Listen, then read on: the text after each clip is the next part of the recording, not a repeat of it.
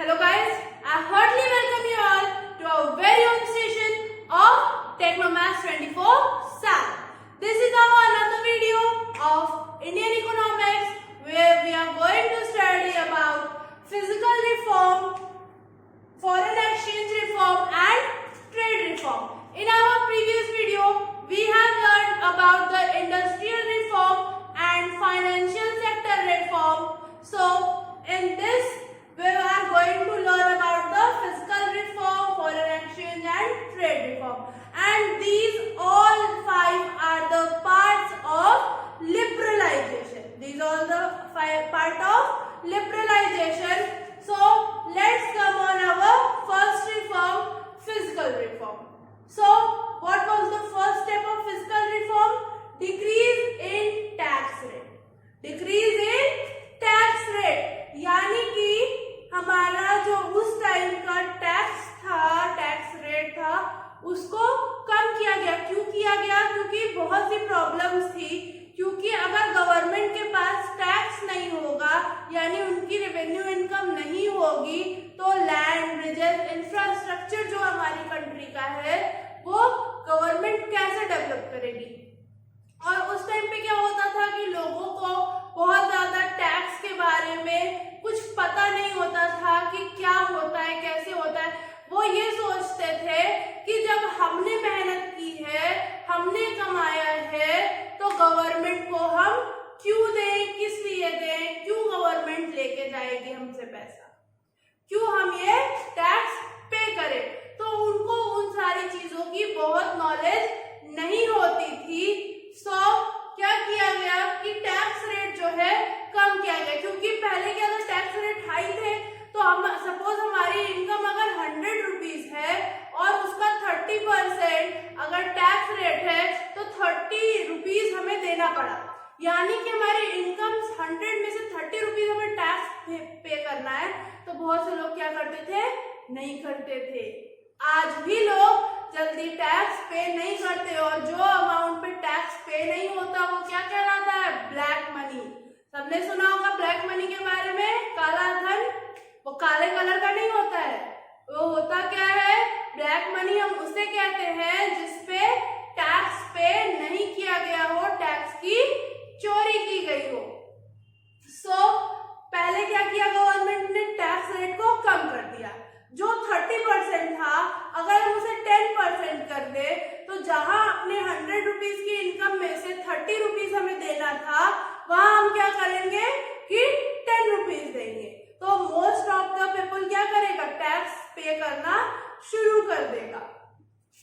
फिर हमारा आता है liberalisation in indirect tax. Liberalisation in indirect tax. अब इसमें क्या हुआ, इसमें हमारा था कि इनडायरेक्ट और डायरेक्ट टैक्स के बारे में तो हम सब जानते होंगे। जो नहीं जानते उनके लिए बता दें, डायरेक्ट टैक्स वो होता है जो हम डायरेक्टली पे करते हैं, जैसे कि हमारा हेल्थ टैक्स हो गया और वेल्थ टैक्स और सेल्स टैक्स। ये सारे जो टैक्स होते हैं जिसे हम डायरेक्टली गवर्नमेंट को पे करते हैं वो हमारे क्या होते हैं, डायरेक्ट टैक्स होते हैं। और हमारे इनडायरेक्ट टैक्स कौन से होते हैं, सपोज जैसे अगर ये इंक की बोतल है, ये इंक की बोतल हमने कितने में परचेस की, हमने इसको परचेस किया 20 रुपीज में, इसको हमने परचेस किया 20 रुपीज में। तो इसकी एक्चुअल कॉस्ट जो थी वो 18 रुपीज थी और +2 जो था वो टैक्स था। यानी कि 18 रुपीज इसकी कॉस्ट थी, 2 रुपीज इस पे टैक्स था, बट हमने पे कितना किया, 20। तो अब वो जो 2 रुपीज का टैक्स था वो जो सेलर है वो क्या करेगा, वो गवर्नमेंट को पे करेगा। तो ये क्या हुआ, इनडायरेक्ट टैक्स, जिसको हम किसी और के पास जमा करा रहे हैं और उसके बाद वो पर्सन उसे जमा करेगा। तो ये होता है इनडायरेक्ट टैक्स। तो क्या किया गया, इनडायरेक्ट टैक्स में भी लिबरलाइजेशन कर दिया गया। तो उससे क्या हुआ कि जो कमोडिटी के प्राइस थे वो थोड़े लो हो गए, चीप हो गए, प्लस जो उस पर टैक्स लग रहे थे तो उसको नॉर्मल पीपल कैलकुलेट कर सकती थी कि इस पे कितने का टैक्स लगा। यानी कि टैक्स को इतना लिबरलाइज कर दिया गया, डिक्रीज कर दिया गया कि नॉर्मल पीपल उस पे कैलकुलेट कर सके कि इस पे कितना टैक्स लगा है, और प्लस जो कमोडिटी थी वो और चीप हो गई और सस्ती हो गई। थर्ड पॉइंट हमारा आता है easy mode of collection. Easy mode of collection में क्या हुआ कि हमने अभी पढ़ा था कि हमारी जो पब्लिक थी वो बहुत ज्यादा नोन नहीं थी अबाउट द टैक्स, मतलब उनको बहुत सारी चीजें नहीं मालूम थी कि टैक्स क्या होता है, कैसे होता है, क्यों होता है, हम क्यों जमा करते हैं। तो उनको उस टैक्स सिस्टम के बारे में एजुकेट किया गया, टैक्स सिस्टम के बारे में एजुकेट किया गया कि क्यों टैक्स देना चाहिए, उससे क्या बेनिफिट्स हैं, क्या नहीं है, वो सारी चीजें उन्हें बताई गई। प्लस पहले क्या होता था, ये टैक्स वो टैक्स इधर उधर, तो क्या होते थे कि बहुत सारे अलग अलग रेंज थे, तो पीपल भी कंफ्यूज रहता था। इंसान जो था, हमारा नॉर्मल पब्लिक जो थी, वो कंफ्यूज रहती थी कि कौन से टैक्स भरने, क्यों भरने, किस लिए भरने। तो उसको क्या किया गया, और इजी किया गया, और इजी किया गया, उनको टैक्स के बारे में जानकारी दी गई। तो इससे क्या हुआ, एक इजी मोड रेडी हुआ फॉर द कलेक्शन। पीपल जो थे जब उनको समझने लगे तो वो टैक्स पे करने लगे। ओके, फिर हमारा आता है foreign exchange reserve. Foreign exchange reserve हम सब जानते हैं क्या होता है, जो फॉरेन करेंसीज होती हैं उनके रिजर्व, यानी कि जो फॉरेन करेंसीज हमारे कंट्री में है उसका एक रिजर्व, या उसको जो आरबीआई रखता है वो क्या होता है, रिजर्व्स होते हैं। सो किया क्या गया उसके लिए, हम ये भी जानते हैं कि हमारा जो फॉरेन एक्सचेंज था वो भी डाउन हो गया था।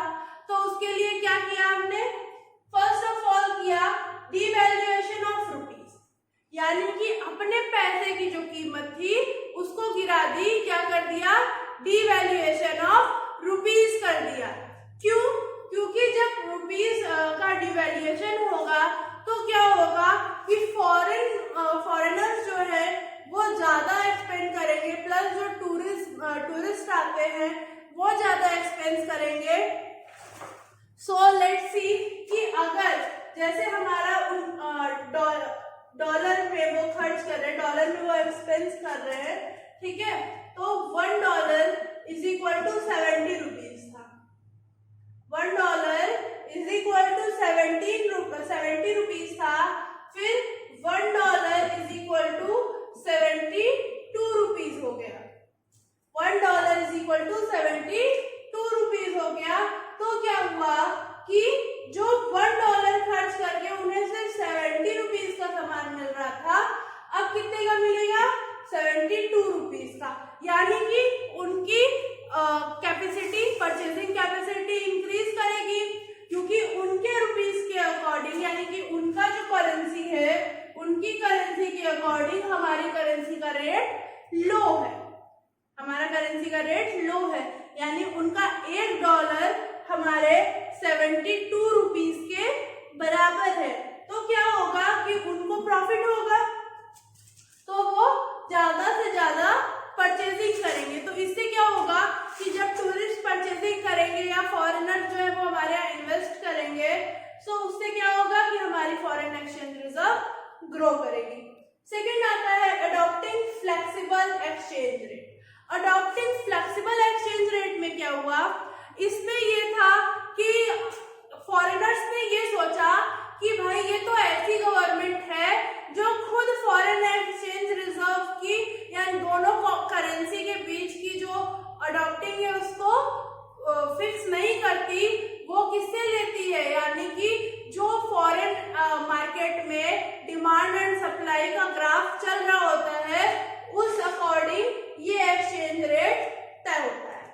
यानी इस हमारी इंडिया की जो गवर्नमेंट थी वो इसको फिक्स नहीं करती थी कि $1 पे कितना रुपीज होगा। होता क्या था कि फॉरेन एक्सचेंज मार्केट जो था वो जैसे चल रहा होता था, पर उसी अकॉर्डिंग, उसी फ्लेक्सिबिलिटी के अकॉर्डिंग हमारा ये मूव करता था डिमांड और सप्लाई के थ्रू। तो लोगों ने क्या सोचा कि हमारे लिए ये बेनिफिट है, क्योंकि ये खुद फिक्स नहीं करते, जब फॉरेन मार्केट पे डिपेंड है तो क्या कर सकते हैं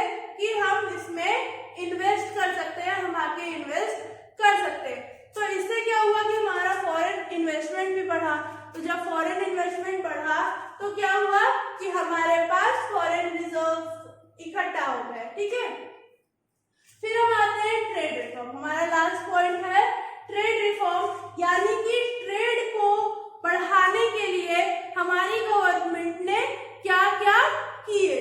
तो सबसे पहला आता है removal of quantitative barriers. Removal of quantitative barriers, इसका मतलब क्या था कि जो हमारी क्वांटिटेटिव बैरियर्स थी, यानी कि जो कोटा सिस्टम लगा दिया गया था उसको हटा दिया गया। कोटा सिस्टम को पूरी तरीके से हटा दिया गया। क्यों?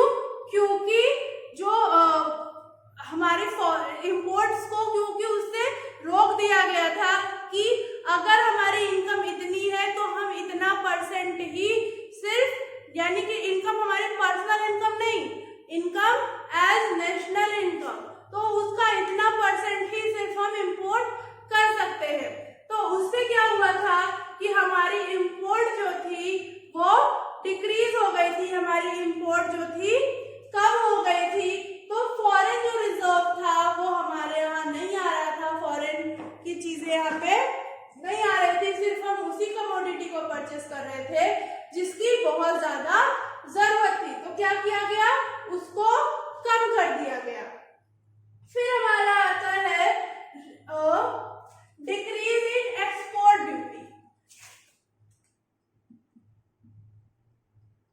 Decrease in export duty.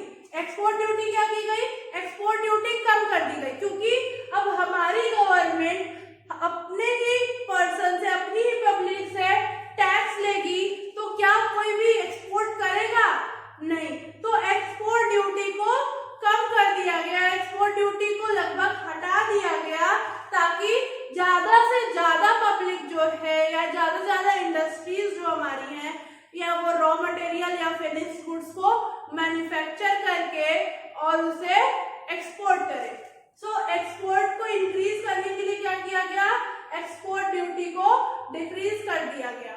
फिर हमारा आता है decrease of import duty. Import duty को हम पूरी तरह हटा नहीं सकते, उसका रिमूवल नहीं कर सकते, क्योंकि उससे क्या होगा कि फिर अदर कंट्रीज को फायदा होगा, क्योंकि इस इंपोर्ट ड्यूटी से भी हमारी इनकम होती है। क्योंकि जब वो फॉरेनर्स हमारे यहाँ इंपोर्ट मतलब एक्सपोर्ट करते हैं, तो जो उन पे इंपोर्ट ड्यूटी लगती है, उससे क्या होता है कि हमारी इनकम होती है, हमारी गवर्नमेंट की इनकम होती है।